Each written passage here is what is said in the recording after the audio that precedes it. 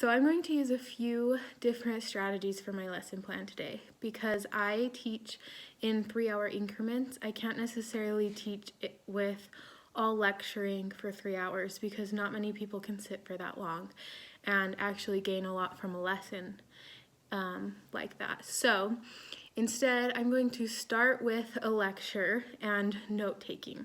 So I always write on the board all of the information that I want them to focus on. My lesson plan that I'm going to focus on today is for a chemical peel. So I would focus on explaining all of the important facts of that chemical peel for their note taking. So I would begin with ingredients that they're going to use, the benefits that are in all of those ingredients, who should get the chemical peel and who should not get the chemical peel. We're also going to talk about the percentage of acid in that chemical peel and the pH of the chemical peel. They need to know some aftercare information.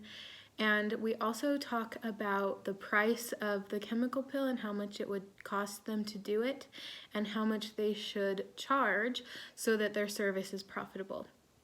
After I've done a lecture, I then like to go into a demonstration. So I'm going to demonstrate all of the different techniques that they need to know in this chemical peel, the cleansing techniques, the application techniques, the removal of the chemical peel, and what they're looking for on the skin of their client.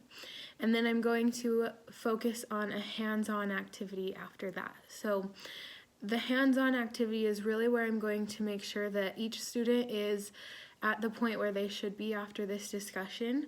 I will really walk around and make sure that the technique is right and that what they're doing is not going to hurt anyone. So this point of the class is going to ensure that the instructor has a chance to focus on everyone individually and watch what they're doing.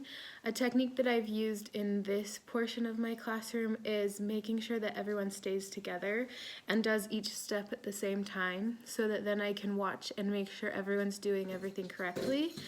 If they aren't doing something correctly, it can be corrected in the moment, and it doesn't necessarily mean that they've failed that service that we're doing for the day. It would just mean that we correct it and fix what they've done so that they can move forward and do it on a model the next day so that we can make sure that they can pass off that service.